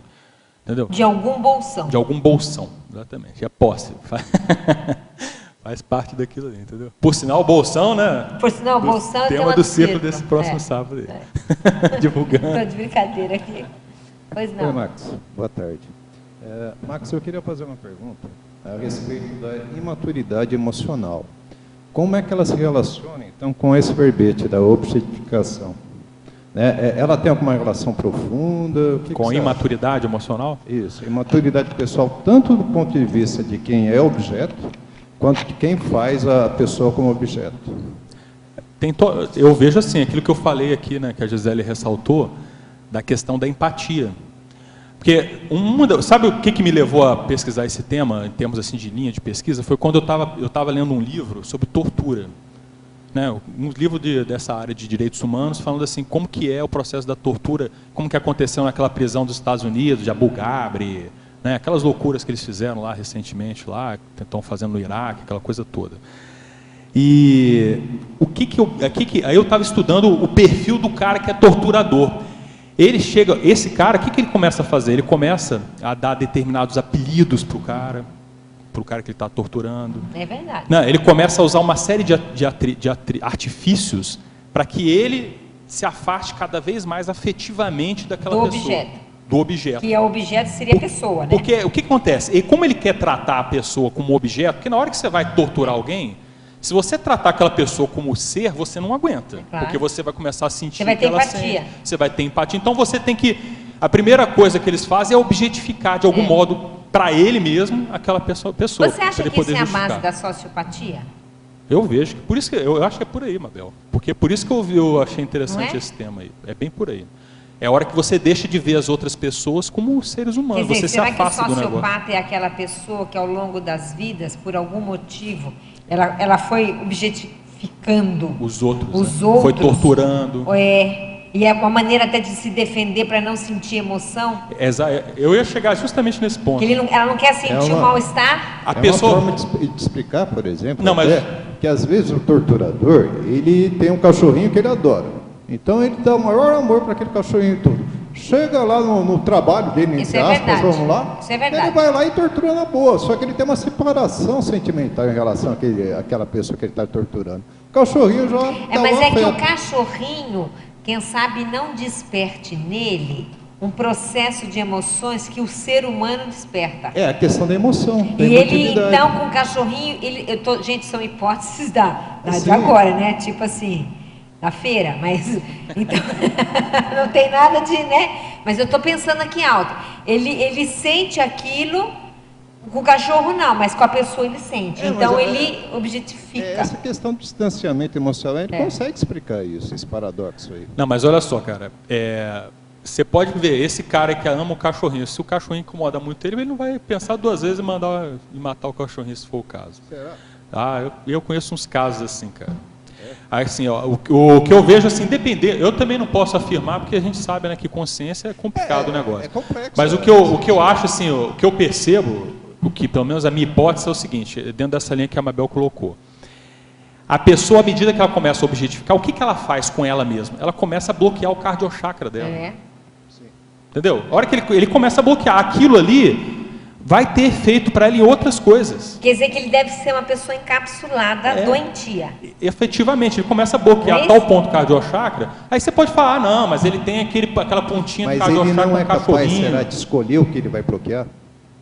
Eu acho que chega uma hora, por exemplo, tem várias patologias da psicologia que a pessoa, às vezes, ela é incapaz, por exemplo, de sentir prazer.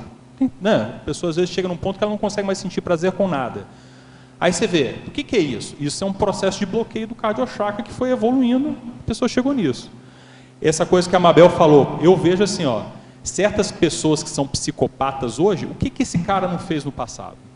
Para mim, muito desses caras aí é torturador, é matador, é um monte de gente doida que fez mal para um monte de gente e a pessoa foi se bloqueando. Então, o retorno que ela tem, a lei do retorno... É um mecanismo de defesa até. Ela se fecha para poder vivenciar, só que aquilo acaba fazendo mal para ela lá na frente, entendeu, Mabel? Não é só um mecanismo de defesa. Claro. Ela vai se bloqueando com aquilo, só que aquilo acaba... Então, mas é claro que sim, né? Porque ela vai ficando autista quase. Ela vai ficando autista. E aí cria um monte Quer de dizer, problema. é totalmente o caminho contrário da evolução isso aí. Quer ver uma outra coisa nessa linha? A gente fala de torturador, mas pensa bem, ó. A gente fala assim, grande parte de nós aí, ao longo desses últimos 2000 anos, participamos de guerra. A coisa mais difícil era não participar de guerra. Se foi homem, provavelmente participou de alguma guerra. Põe uma saia, Max. Entendeu? Não é? Mas pensa bem.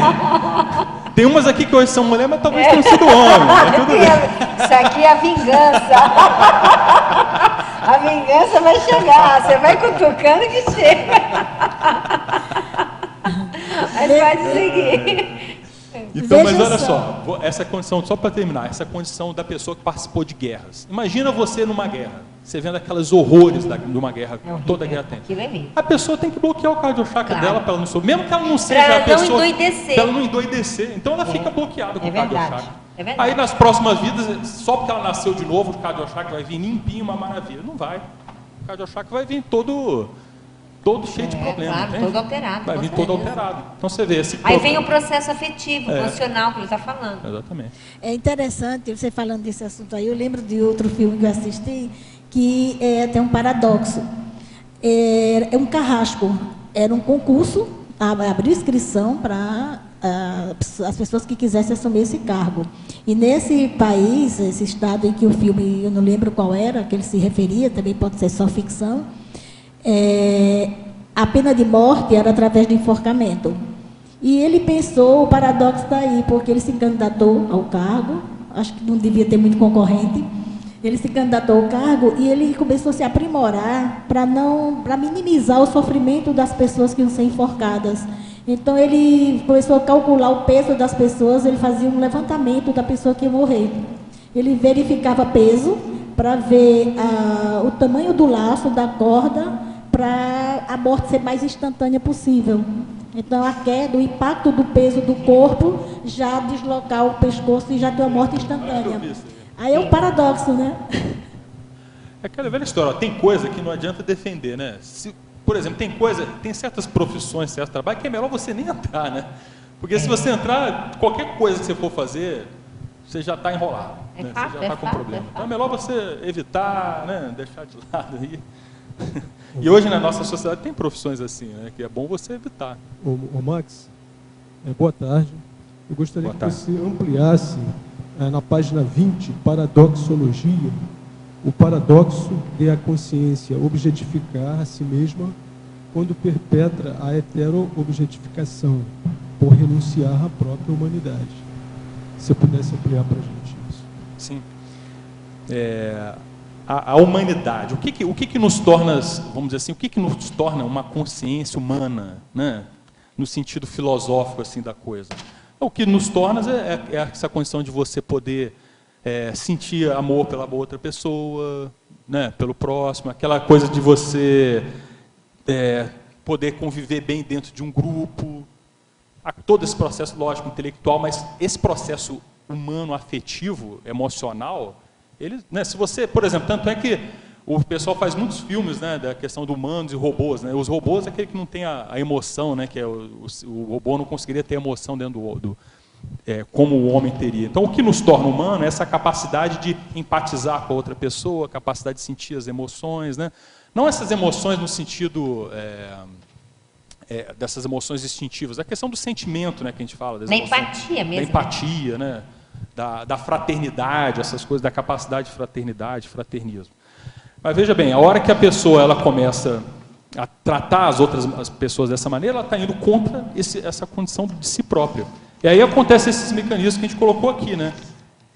A pessoa, na verdade, começa a se bloquear afetivamente, ter dificuldade, daqui a pouco ela não consegue mais sentir amor nem para quem está à volta dela, né? De repente vai chegar uma hora que não vai sentir amor nem pelo cachorrinho dela lá, que nem a gente estava colocando aqui. Porque ela fazendo isso, ela começa a agir contra ela mesma, né? Aí contra ela mesma. E isso também talvez seja até o mecanismo da lei de causa e efeito, né? Que ocorre com a pessoa. Então, eu vejo que é nessa linha aí. Por isso que a gente colocou como paradoxo, ou seja, a princípio você parece que você está fazendo mal para outra pessoa, mas você está fazendo mal a si mesmo, né? Quando você comete atos objetificadores, vamos dizer assim. Ok? Patologia, página 18, nona linha.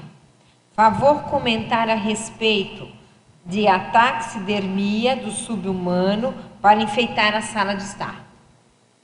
Então, é a mega objetificação do sub-humano. Pensa bem, a pessoa vai lá, mata um animal, aí manda empalhar o animal lá, tira toda a parte interna dele, bota só a pele e pega o animal e bota lá na sala de estar, olha só. É um troféu, né? Meu troféu. Eu fui lá, cacei, que nem aconteceu agora, você viu essa história do leão, né, o dentista americano que foi caçar lá no Zimbábue, aí caçou o leão que era o símbolo nacional do país. Deu todo esse problema porque o leão era o símbolo nacional do país, mas isso acontece lá com outros leões, né? Mas por quê? Aí tem a foto dele agarrando, né, o animal, tal, que ele é muito macho e tal, né? Aí vem uma pergunta que vem nesse sentido, Max, olha. Muito louco. Você acha que a raiz do problema está no instinto? Desse problema? Que da você está objetificação? falando? Eu vejo, eu acho que aquilo que você falou, por exemplo, pegar esse caso do leão, é bem o negócio mesmo do poder, né? Do macho. Esse dentista aí, ele quer ser o macho alfa. Ele quer ser o macho alfa. Ele não deixou de ser ainda o macho alfa que ele era lá há milênios, lá quando ele era do Cro-Magnon, macacão lá. Ele continua agindo como macho alfa até hoje. E aí, assim, o macho alfa é aquele lá, que se você for ver o comportamento lá dos sub-humanos, o macho alfa é o que manda em tudo tem que rodar em torno dele, tudo tem que funcionar da forma que ele acha correto, e todo mundo ali está para servir a ele, né? Então, mais ou menos nessa linha da objetificação também. Podemos continuar? Então, fatologia, página 19, segunda linha. Poderia aprofundar os homicídios visando o comércio de órgãos humanos e a venda de tecidos de fetos abortados? Eu até na bibliografia, se o pessoal olhar lá, tem lá uma bibliografia que fala lá, a primeira da webgrafia lá, tá vendo? Estarrecedor açougue humano, maior conglomerado abortista do EUA, dos Estados Unidos, vende órgãos de fetos assassinados. Então lá nos Estados Unidos a questão de aborto é legalizado, né? Só que não é legalizado a comercialização dos tecidos dos fetos. Quando eles falam tecido, eles estão falando assim, a cabeça, o coração, entendeu? Eles usam tecidos de uma maneira meio eufemística, né? Para dizer assim, os tecidos. Mas na verdade, assim, o que essa empresa aí fazia? Determinadas clientes lá, né, procuravam a eles, querendo comprar, por exemplo, tantos pulmões de fetos abortados. Aí ele comprava lá, distribuía, vendia os pulmões dos fetos abortados. Isso médico, enfermeiro, pessoal tudo da área da saúde, mexendo com isso. Então você vê, tratar primeiro que o aborto já é uma coisa super, né, crítica de você avaliar. Segundo, é você pegar de modo, no caso, totalmente legal ali, independente se é ilegal, né, isso é imoral, né, de você pegar os tecidos e começar a comercializar, vender partes de corpos de fetos, assim. Então você vê, eu fiquei pensando, cara, de onde esse pessoal é, né? Ou para onde que eles vão, eu já sei, né? Mas de onde que eles vieram, eu queria entender, né? De lá também, né? Então, será que isso aqui é motivo para o cara ser transmigrado, por exemplo? Então, eu vi isso aqui como uma mega objetificação. Ou seja, porque a pessoa pode usar o argumento assim, não, mas são só apenas corpos, né? Mas veja bem, tem tudo associado ali, a questão moral, ética, né? Muitas vezes, certos abortos, eles são, a pessoa, para determinado tecido ter uma sobrevivência, eles são induzidos para a criança nascer ainda viva. Tem uma série de coisas erradas misturadas nessa história. Então, como é que a pessoa se envolve num tipo de comércio desse? É uma coisa horrível, né? Teria nesse caso aí também, você ter exemplos de incentivo, se há demanda, a oferta, né? Então, existe um incentivo à oferta também, de pessoas, digamos, mulheres engravidarem para justamente abortar e produzir, colocar esse produto. Não, exatamente, esse tipo de comércio começa a acontecer esse tipo de coisa, né? Para onde que vai, a gente não sabe, né? Mas essa empresa aí, dessa reportagem, eles têm até um vídeo na internet que vale a pena ver. Eu acho que está nessa bibliografia que eu coloquei. Tá um vídeo ali, tá vendo? Ela mostra justamente, eu acho que passou até no Fantástico isso, que uma repórter, ela foi investigar esse negócio e marcou encontro com a médica num restaurante. E aí a médica falando no restaurante, quantos você quer, quantas partes você quer, não sei o que, comendo e tal, não sei o que. Porque que nem você falar assim, me dá uma colher de arroz. Exatamente. Bem nessa linha. De feijão. Assim. Então, você vê, ou seja, a questão, né, do respeito ao ser humano e tal, foi embora, não existe. Então, assim, esse povo, para mim, esse povo é o negócio dos mega assediadores, é gente mega assediadora, isso aí, tudo mega assediador da baratrosfera que está ressomado e é médico e é da área da saúde. Ô, Marcos, isso aconteceu em Porto Alegre, eu estava lá, de ver, assim, casos de crianças mais vivas, né, sumirem, né, principalmente no shopping lá aconteceu. Crianças o quê? Crianças sumirem por, assim, tempo de espaço, de tempo, depois quando retornarem os pais verem, né, que as crianças foram, tipo, retiraram um órgão da criança e está em vida ainda, né? Tráfico de órgãos, né? Isso ainda acontece ainda, não é coisa assim que não esteja acontecendo. Esse tráfico de órgãos é ainda mais disseminado que esse problema aí de tecido. E dentro do shopping, assim, bem conhecido, sabe? Então, assim, eu vi isso aí acontecer. É impressionante mesmo. Tem países até que assim, o pessoal permite que a pessoa venda lá um rim. Mas pensa bem, é uma coisa de doido isso aí, né? A pessoa se arriscar, né? Não, é muito comum. Eu já li livros sobre isso. Tem um livro que é sobre esse tráfico. Como é que era? Daqui a pouco eu vou lembrar o nome dele. Pois não. Max, você poderia, na página 19, tecnologia, as técnicas espúrias de dominação interconsciencial. Se expandisse também. Bom, essas técnicas espúrias, eu quis dar uma geral, mas pensa bem, o que os assediadores fazem é isso aí. Só que o que a gente está colocando aqui, chamando a atenção, é que tem assediador que os caras fazem isso de modo técnico, entendeu? Por exemplo, tem assediador, que nem esse povo que a gente acabou de dar exemplo. Esses são assediadores técnicos, né? Os caras têm formação, pós-graduação, tudo. Montaram uma mega indústria, eu acho que se bobear tem ação até na bolsa lá do americano e tudo, mas tudo para poder fazer uma coisa totalmente patológica e negativa. Então, assim, técnica assediadora tem de tudo quanto é jeito, entende? Então, eu também não queria ficar aqui citando, técnica assediadora, faça isso, faça aquilo, entendeu? Mas o que mais tem aí é a técnica assediadora, né? O assédio aí, consciência. Tem filmes que mostram isso, tudo, né? Como é que funciona o negócio. Técnica de aquisição do senso universalista, né? São técnicas oposto, né? Opostas a essa. A técnica para prevenção e correção de erros, né? A técnica da checagem da auto-intencionalidade, são técnicas, né? Exatamente. Eu quis justamente fazer isso aí que você colocou, tipo, dar um contraponto, né? Isso. Mostrar umas técnicas negativas que tem associado ao tema e as técnicas assim, olha, coloque a sua intenção em primeiro lugar positiva, você vai errar menos, né? Numa situação que nem essa, né?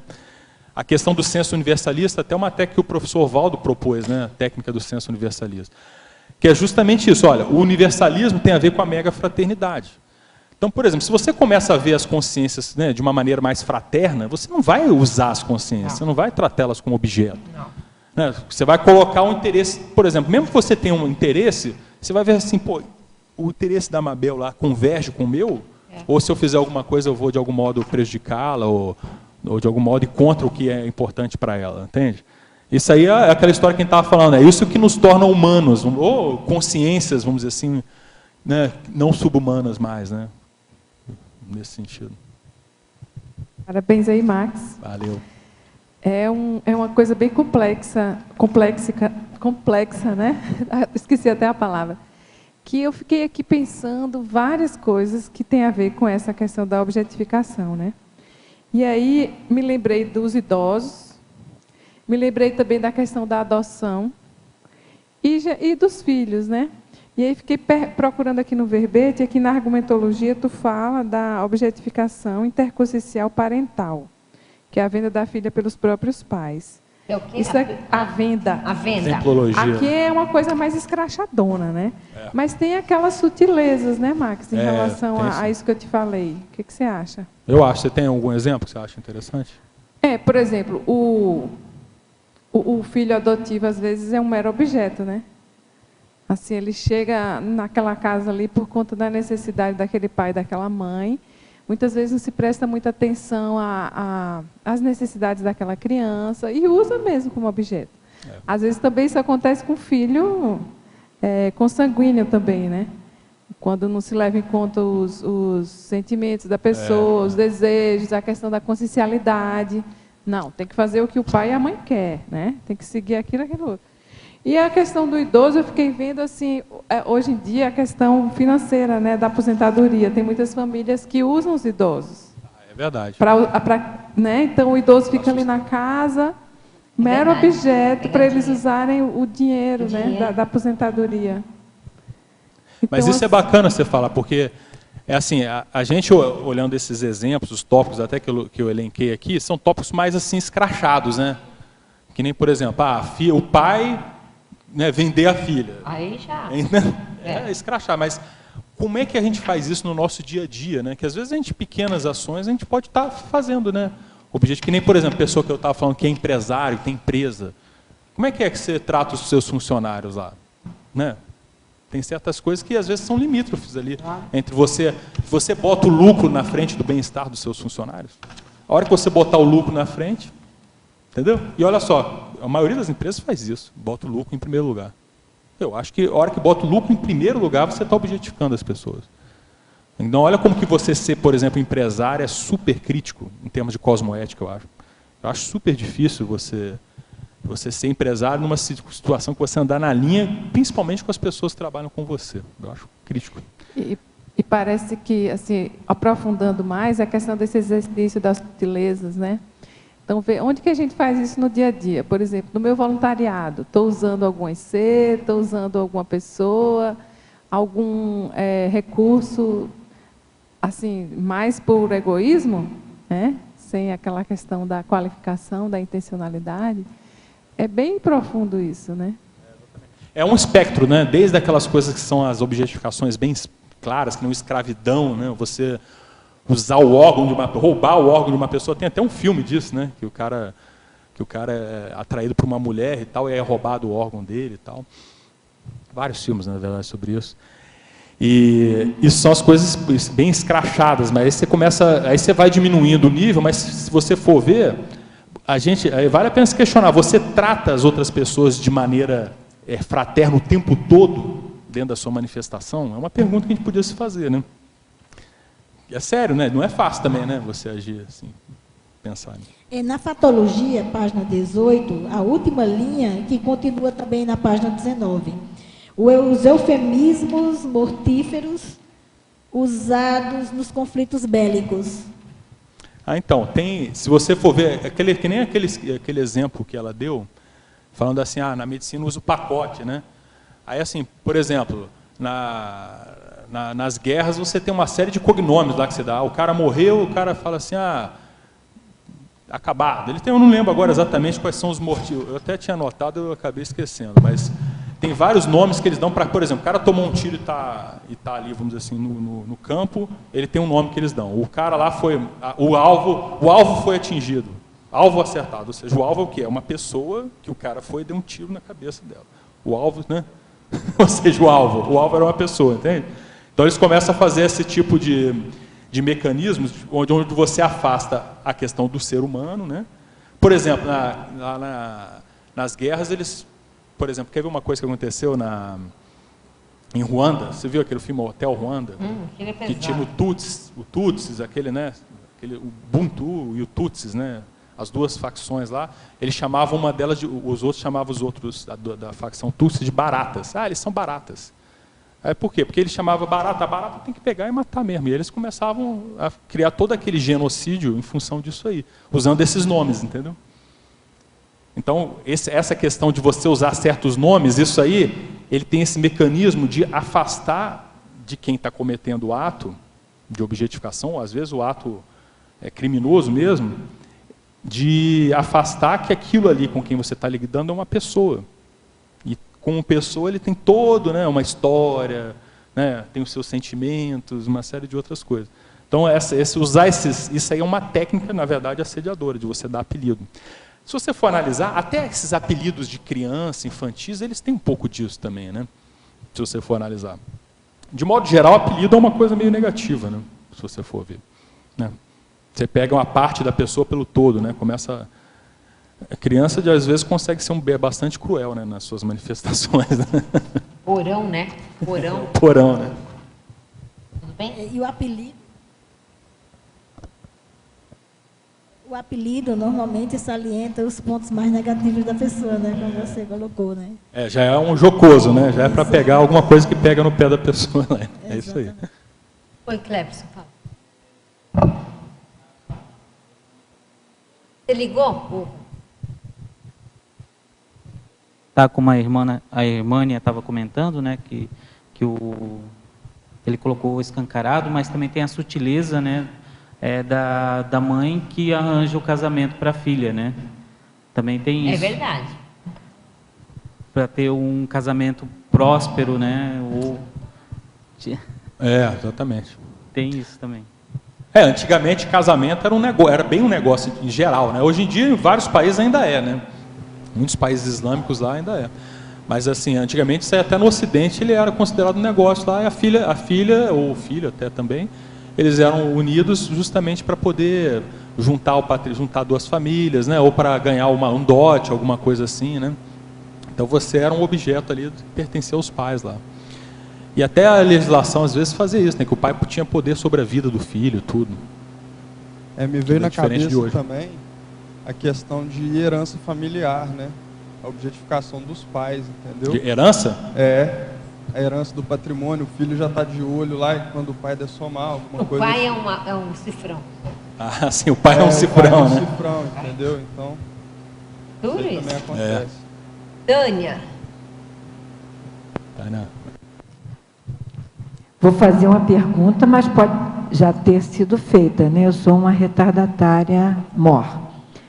Max, na página 19, na segunda linha, na fatologia, o que você quis trazer com os milhões de escravos humanos ainda no século XXI? Qual é a alusão, né? Qual é a alusão?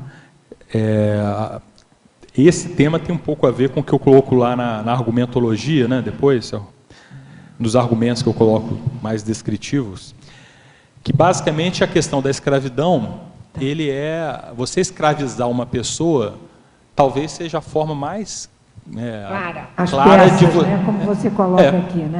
De você tornar uma pessoa um objeto, né? A hora que você escraviza, porque a pessoa simplesmente perde todos os direitos, né? Não tem nenhum tipo de vontade dela prevalece, nada do que ela quer, ela vai conseguir, né? A não ser que seu amo, né, seu dono, permita ou queira também. Então, assim, e o que a gente mostra, assim, a gente fala, a escravidão foi abolida no Brasil, não sei, né? Pela princesa, né? Nossa amiga aqui presente, Princesa Isabel. E assim, o mais incrível em relação disso, que eu até coloquei lá, que no mundo, pensa, a Mauritânia, em 1986, ainda era, até 1986, ainda era legal ter escravos. Pensa, gente. Não, e o pior agora com o Estado Islâmico, né? Que felizmente não é um Estado reconhecido, mas a escravidão lá voltou a toda corda. Mas olha, a droga. Você deixar a pessoa drogada, induzir a droga, você está escravizando a pessoa, né? É um objeto, olha, você é mais um consumidor. Consumidor, é verdade. Max, por gentileza, aí na página 22, aproveitando o link, dá para te falar sobre, com exemplo na questionologia ali? Questionologia, sobre a frase. Você, qual item? A segunda questão, você está falando? Você, leitor ou leitora, já observou, queria que tu desse uns exemplos para a gente. Então, vamos lá. Ó. Você, o leitor, já observou efeitos deletérios da objetificação nas relações interconscienciais. Por exemplo,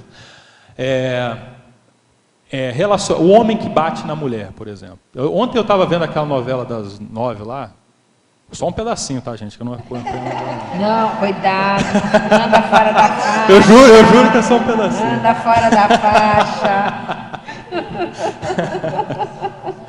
Aí tá justificando, né? Aí assim... Aí eu estava vendo lá que um cara lá, que eu nem lembro o nome dele lá, que era meio malandrão e tal, que a mulher chega lá com R$140, e aí o cara, quanto você ganhou hoje aí? Aí o cara, dá essa grana aí, pegou R$140, foi, e aí o cara bate na mulher e tal, né? Então você vê, esse negócio de tratamento do homem com a mulher, porque o cara se acha dono da mulher, né? Tá. E aí muitas vezes assim, o processo social acha normal, que não briga de marido e mulher, você não mete a colher, né? O cara pode estar batendo na mulher lá, o que for, ou às vezes assim, até nos filhos, né? Por exemplo, estava espancando os filhos lá, não pode, é o pai e tal, tem o direito, tudo, entendeu? Esses dias não foi preso. Foi preso. Porque bateu no filho. Mas por que eu quero chamar a atenção? Isso é uma coisa que é muito presente, entende? Se a gente às vezes olhar com mais cuidado no nosso círculo de relações, a gente consegue ver alguma coisa assim. Às vezes pode não chegar a bater, mas pensa bem como que um trata o outro, entendeu?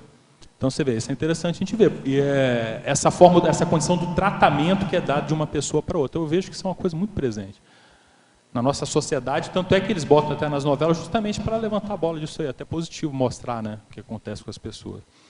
Então eu vejo assim, que esse é um exemplo bem claro. Aí tem esses processos sociais que acontecem, por exemplo, que nem eu coloquei logo no início, o que está acontecendo com os imigrantes, por exemplo. Né, o que a gente faz, por exemplo, com a mão de obra desses imigrantes, por exemplo. Por exemplo, se você for ver aqui no Brasil, o pessoal peruano lá é explorado lá. Boliviano, peruano, são tudo explorado em São Paulo lá, o cara ganha salário de miséria, tudo. Você vê, tudo isso é objetificação. Na indústria da moda, né? Na indústria da moda. Muito isso. Indústria têxtil, tem? Então você vê, o que é interessante a gente ver é o seguinte, a objetificação é uma coisa que ele é muito disseminada. Por quê? Porque as pessoas ela ainda não veem as outras de uma maneira totalmente empática e fraterna. Existe muita competitividade, a questão do ego, do poder, tudo isso ainda prevalece muito nas relações ainda, nos interesses. Enquanto essas coisas estiverem à frente dos interesses, a tendência é que a gente use as outras pessoas. E aí objetificar é a consequência disso aí, entende?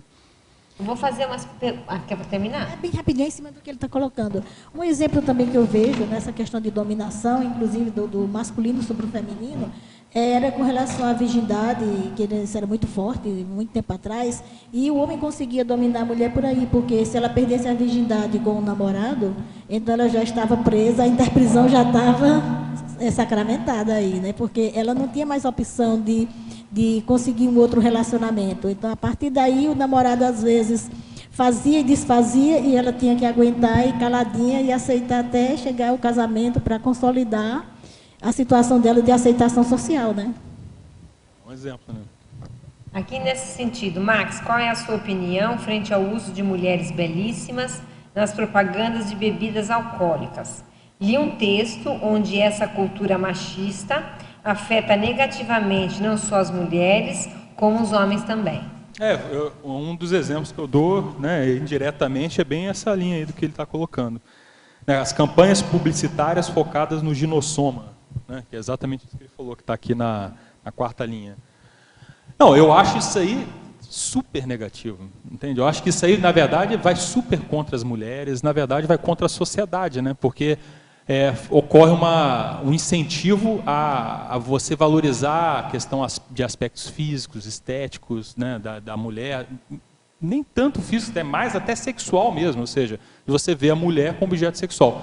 Se você vê como objeto sexual, aí você pode tentar querer conquistar a mulher de várias maneiras possíveis, né? Aquela coisa da mulher que pode ser conquistada com dinheiro, da mulher que com carro, com uma série de coisas. Então você começa a denegrir a imagem da mulher. Qual a repercussão disso na sociedade? Por exemplo, se você for ver hoje, grandes partes das empresas, elas ainda não têm, a maioria das empresas não são lideradas por mulheres, são lideradas por homens. E o que eu digo é o seguinte, dentro do que eu vejo de liderança, muitas vezes as mulheres são mais superiores que os homens, mas por que? Porque a sociedade, de algum modo, é machista, né? Porque na hora que coloca a mulher só como objeto sexual, não vê a mulher com todos os potenciais que ela teria. Porque, por exemplo, essa história que até o professor Valdo fala, né, que o ginossoma é o corpo mais avançado e tal, no início, eu assim, ficava meio com o pé atrás. Depois eu comecei a estudar isso, eu falei, cara, é verdade. Porque o problema é o seguinte, a mulher, ela não é tão dominada pelos instintos quanto o homem, de modo médio. Lógico que a mulher também, né, tem suas coisas, mas você vê, os homens, eles são muito mais bichos do que as mulheres na média. Entende? Falei a saia. Uma hora eu vou vestir saia, mas na próxima. Essa brincadeira. Questão aí veio à tona, às vezes a gente escuta nos jornais, na televisão mesmo, aqueles nomes bem pejorativos, mulher gasolina, Maria chuteira, né? Aquelas mulheres que vivem atrás dos jogadores, chuteira, né? Então é um negócio meio super desagradável em relação, né, à mulher, né? Mas às vezes tem certas mulheres que se colocam nessa condição também, né? Isso que é... Eu acho que quando elas fazem isso, elas que manipulam os homens, não o inverso. Tem isso também. Não é? Ali não tem nada de bobinho. Ô Max, em cima do que você está falando, você colocou aqui na página 20, sindromologia, a síndrome da ectopia afetiva. Você poderia falar sobre isso um pouco também. Tem a ver com toda essa... sim, tem tudo a ver. Você chegou Você conhece essa síndrome? Já tinha ouvido falar dela? Eu já ouvi falar aqui É bem interessante. Na verdade, essa síndrome, ela talvez seja o fundamento teórico do Homo sapiens pacíficos. O Homo sapiens pacíficos, na verdade, ele fala... tratado, né? O tratado que o professor Valdo escreveu. E o professor Valdo, ele propõe essa síndrome nesse tratado e estuda diversas formas de manifestação dela. Que é justamente assim, você deslocar o seu afeto, né? Ou seja, por exemplo, um afeto normal seria eu ter o afeto por uma pessoa. Não, mas o meu afeto é, por exemplo, pelo carro, ou por um objeto, ou por um afeto, por exemplo, a pessoa que é masoquista ou é sádica, né? Tem um afeto deslocado, ela sente prazer com sadismo, com masoquismo, pedofilia, entende? Então você vê, o afeto da pessoa ele é ectópico. Então uma das coisas que a gente vê aqui, essa síndrome da ectopia afetiva, ela está fundamentando também esse mecanismo de objetificação, né?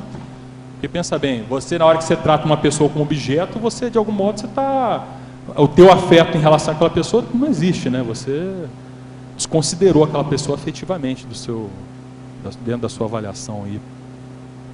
Na fatologia, página 18, segunda linha. Poderia relatar a foto furtiva do troféu sexual publicada nas redes sociais, Facebook, Instagram? A moda agora é o selfie. Não, e pior, tem isso e tem aquele selfie que a pessoa tira ele deitado na cama com o parceiro, né? E o parceiro dormindo, aí, entendeu? Tipo assim, mostrando, olha só como é que é o negócio. Então a coisa vai só denegrindo, né? A tendência é a coisa denegrindo. Mas mostrando que, peguei, né? O cara ou a mulher, né? Peguei, tá dizendo ali. Então você vê, é aquela história. A pessoa assim, o que adianta, por exemplo, o cara ir para uma mulher numa ilha deserta se ninguém vai saber, né? Tem que ter... Tem que mostrar para todo mundo, né? Se o pessoal... A não ser que levado ao máximo, celular. Né? Se levar o celular de rede, aí o negócio funciona, né? A pergunta não é pertinente ao tema do verbete, mas me chamou a atenção o tema do próximo círculo. É para você, Max. Então, quero perguntar se seria possível começar a transmitir online os círculos. E aí, Mabel, é com você. O círculo não é transmitido online, justamente porque quando a gente começou o ciclo, o professor Valdo queria dar vazão, as pessoas falarem mais. E aí uma hipótese que surgiu na época, várias pessoas falaram, é que se a gente não colocasse online, as pessoas se sentiam com mais liberdade para falar na hora do círculo, porque o círculo não é um tema que a gente defenda, né? O círculo é um debate grupal. Então esse é o motivo do círculo não ser transmitido online. Mas já há um pensamento nesse sentido, agora teria que perguntar para as bases, né? Porque as pessoas que têm que saber se elas vão se sentir constrangidas ou não. Teria que ver, é uma possibilidade. Já se colocam, já tem algumas resumos, temáticas do ciclo, resumos, né? exato, que são colocados lá o material. E a tendência é, depois que tiver mais gente trabalhando nessa área, né, levar os demais. Isso. E é bem interessante que as pessoas acessem. Comercialização na página 21. Poderia explicitar, em média, 400 escravos somavam 250 peças? Basicamente era assim, a pessoa lá ia no mercado, por exemplo, comprar escravos, e aí você tinha lá um menino, tinha um homem lá de 20 anos, 25 anos, forte e tal, uma mulher, o idoso e tal. O que eles faziam? Eles faziam de algum modo algumas contas, onde, por exemplo, assim, um homem de 25 anos, na flor da idade, forte, com os dentes, né, todo branquinhos lá e tal, ele equivalia a um escravo. Um menino equivaleria, por exemplo, um menino de 10 anos equivaleria a 60% de um escravo. 60% de uma peça, né? Nem um escravo, uma peça. Uma mulher, é um objeto, né? o idoso lá de tantos anos equivaleria a tantos por cento de uma peça. Entende? Aí você ia lá, juntava lá, comprava e você levava tantas peças para casa, entendeu? Ou seja, tantas pessoas você levava para casa, mas que eram vendidas para você como peça. E aí essa média aí... É como se fosse o seu mobiliário. O seu mobiliário, exatamente. Nossa. Horrível o negócio, né? Horrível o negócio. Vamos lá, Max. Paradoxologia, página 20. O paradoxo de a consciência objetificar a si mesma quando perpetra a heteroobjetificação por renunciar à própria humanidade. Acho que já fizeram essa pergunta, pode comentar? É aquela história que a gente estava comentando, de que a hora que você trata alguém de uma maneira desumana, você está mostrando quão desumano você é, né? Ou seja, se você trata alguém de modo desumano, você está igual bicho, né? Então, na verdade, você está mostrando o seu nível de subhumanidade ou de que na verdade você é mais um objeto. E provavelmente essa pessoa se vê como mais um objeto também. Exatamente. Filiologia, página 20. O que poderia falar acerca de aparafilia? Então, as parafilias são essas doenças aí, essas condições psiquiátricas que as pessoas têm de, vamos dizer assim, ter certos gostos sexuais, por exemplo, deturpados, que nem a pedofilia, essas coisas todas, né? Então a gente vê, de um modo assim, geral, a parafilia tem a ver com aquela síndrome da ectopia afetiva que a gente estava falando, ou seja, é um gosto, né, uma afeição, uma atração por alguma coisa negativa, que aquilo está descontextualizada, ela não é sadia, ela é patológica, entende? Então é mais ou menos nessa linha. Então a hora que a pessoa objetifica alguém, a afetividade dela está distorcida de algum modo. Por isso que tem correlação com a parafilia. Poderia comentar a frase enfática? Então, além de ser ato desumanizador indefensável, a objetificação interconsciencial é erro crasso de heteroavaliação, pois qualquer objeto é super simples diante da complexidade consciencial. Na verdade, a mensagem que eu quis passar aqui foi a seguinte, que a hora que a pessoa objetifica alguém, ela, na verdade, ela está mostrando que ela não entende nada de consciência. Ela é simplória, né? Ela é simplória. É verdade. Esse que eu acho que é a coisa, talvez, séria do negócio. Ela mostra o nível dela, Ela né? mostra o nível dela, exatamente. Porque, poxa, a coisa mais séria que tem no universo é a consciência, né? coisa mais importante, são as consciências, né? Mais complexa. Mais complexa, mais, né, multifacetada, a coisa que tem maior valor no universo são as consciências. Aí a pessoa vai lá e simplesmente a coisa mais séria trata de uma maneira negativa, patológica, deturpada. Então mostra um nível de ignorância tremendo aí. Crasso. Pessoal, crasso, exatamente. Bem, em Principiologia, página 19, terceira linha. Você falou, mas não explicitou, de repente vai ajudar. Olha, pode explanar a respeito do princípio da empatia evolutiva? Uhum. É aquilo que a gente estava comentando, que a base vamos dizer assim, a base da objetificação é a falta da empatia evolutiva, né? A falta da vivência desse princípio.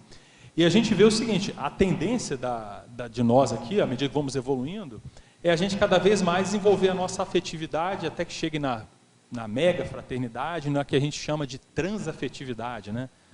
Então, veja bem, a transafetividade ela é alcançada pelo princípio da empatia evolutiva, né? À medida que você vai empatizando com as pessoas, você vai sentindo mais como é que ela é, você vai vendo mais a realidade da outra pessoa. Uma coisa bacana disso também, que tem a ver, é a questão da dupla evolutiva. O pessoal fala assim, a dupla evolutiva é a ponte para a mega fraternidade. Mas isso parece ser teórico, mas não é. Porque assim, a hora que você começa a conviver mais próximo de uma consciência, seja ela qual for, você começa a entender aquela consciência profundamente, você começa a ver como é que ela funciona, e aquilo faz com que você cada vez mais ame aquela consciência que você está convivendo, estando junto, de modo, vamos dizer assim, fraterno e convivencial. Então você vê, a hora que você consegue fazer isso com uma consciência, você vai abrir caminho, abrir as portas para que você consiga fazer isso com outras consciências, né? Então, ou seja, você começa a empatizar com uma consciência, conviver, né? Binômio, admiração, discordância, e aquilo vai ampliar dentro do seu micro-universo consciencial, essa experiência vai te dar uma outra visão que você vai poder ampliar aquilo ali. Aí chega uma hora que, com a evolução, você vai conseguir fazer isso com todas as consciências, né? Que as consciências mais avançadas é assim que elas funcionam, né? A gente entende que seja dessa forma. Agora, isso provavelmente, Max, passa por um movimento de você, olha o que eu vou falar.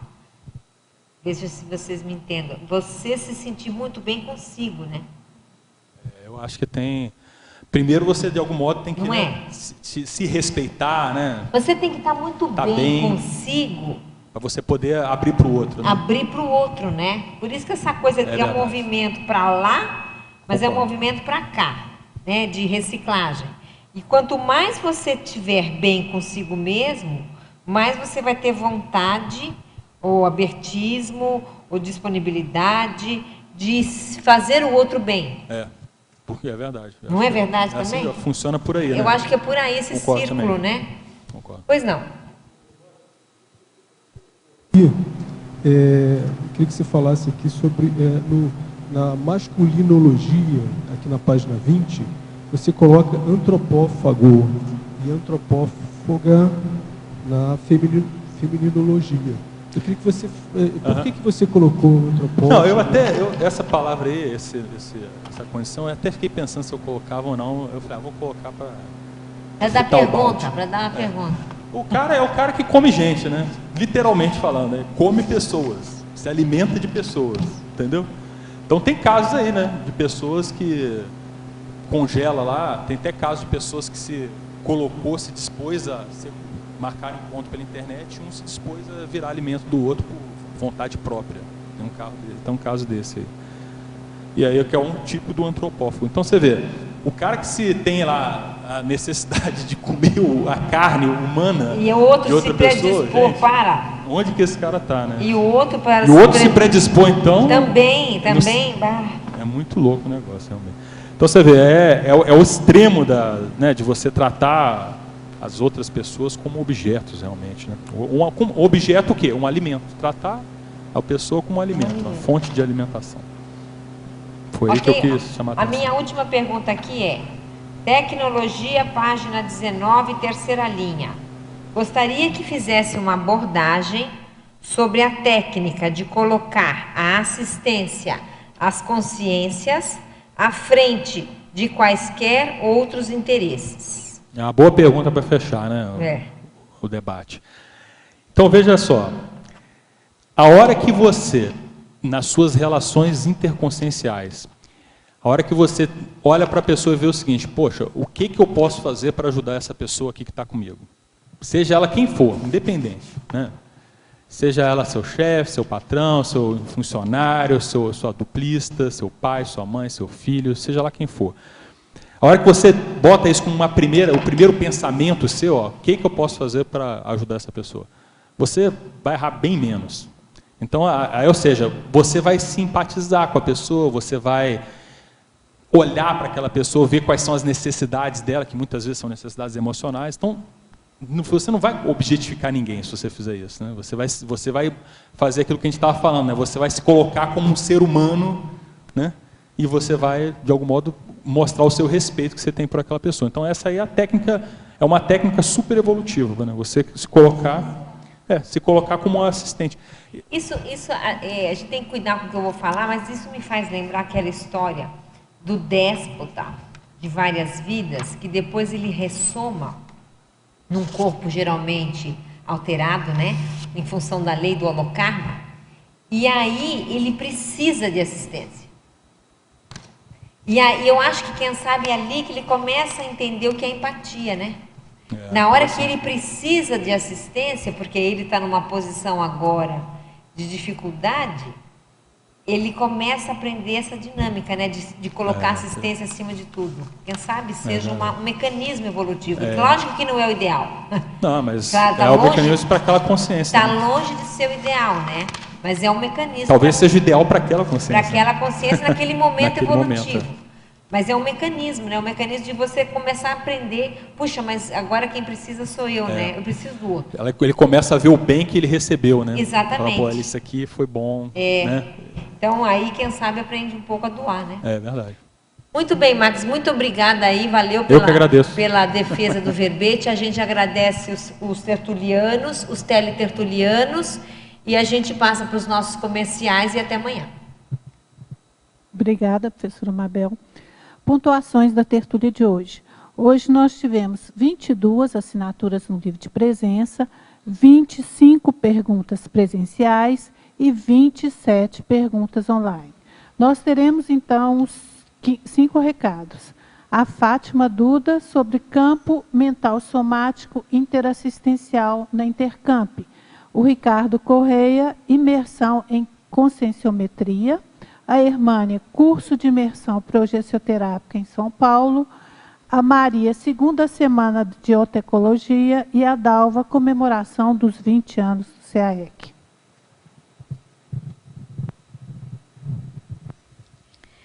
Boa tarde a todos. O campo mental somático interassistencial será apresentado em Recife pela Intercamp. É um curso com campo bioenergético multidimensional específico, favorável ao desbloqueio, experimentação e aprofundamento da pesquisa dos atributos mentais somáticos. Os seus objetivos anticonflitividade, autodiscernimento, autopesquisa, desassédio, desbloqueio, extrapolação e ideias originais.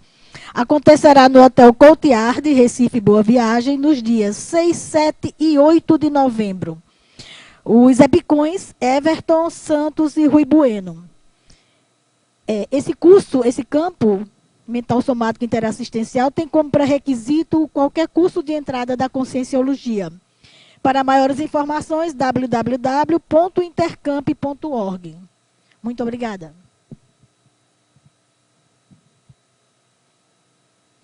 Olá a todos. Estou aqui para convidá-los a participar do segundo curso de imersão em conscienciometria, a se realizar no Hotel Mabu, durante os dias 6 e 8 de novembro de 2015, aqui em Foz do Iguaçu. É um curso sem pré-requisito e que vai contar com a presença de 4 epicons, 3 workshops de avaliação conscienciométrica e 2 campos conscienciométricos. O curso, para você, quem tiver interessado em fazer a inscrição, né, vocês podem fazer através do site da Conscius, né, www.conscius.org.br, ou através do telefone 45 DDD 2102 1460. Obrigado. Boa tarde a todos. Eu estou aqui para convidar você principalmente de São Paulo e região próxima, para participar do curso de imersão progessoterápica, que vai acontecer lá nos dias 23, 24 e 25 de outubro. Vai ser no Hotel Mercury, nos Jardins, em São Paulo. Quem está promovendo esse curso é a OIC, Organização Internacional de Consciencioterapia. O EPICON será o Alexander Steiner, e é um momento importante, interessante, de fazer consciencioterapia em grupo. Além disso, temos 2 campos de autoprogessoterapia. Vai ser bastante interessante. Se você estiver interessado, você pode mandar um e-mail para saopaulo@oic.org.br ou ligar para 11 9752 13158 ou 45 3025 1404. Muito obrigada. Boa tarde a todos. Estou aqui para convidá-los para o curso Holotecnologia e Cosmovisiologia, na segunda semana de Holotecnologia. Então, inicia-se na sexta-feira, dia 30, com o lançamento de 3 livros e 2 revistas. E a inauguração da nova exposição da Holoteca. Esse evento é gratuito. Vocês podem trazer todos os seus amigos e parentes para conhecer aqui a Holoteca. E sábado e domingo, então, teremos o curso Holotecnologia e Cosmovisiologia, com um campo mental somático, bioenergético mental somático. Durante a semana de 2 a 6 de 11, teremos todas as tardes mini cursos sobre a holotecnologia. Todos estão convidados a participar. Obrigada. Boa tarde a todos. Pessoal, próximo dia 17 de outubro, teremos um grande evento aqui em Foz do Iguaçu. Iremos realizar a festa de aniversário em comemoração aos 20 anos do CAEC. Não percam, venham comemorar juntinho conosco. 17 de outubro, às 19 horas, local Hotel Mabu Interlúdio. Para quem está fora de Foz do Iguaçu, não irá perder, hein? Entre em contato com a recepção do CAEC, compre o seu convite apenas R$ 80,00, você ainda vai poder parcelar em 4 vezes, hein? 4. Entre em contato pelo telefone 45 código de área 3525-2652. Obrigada, espero vocês lá, hein?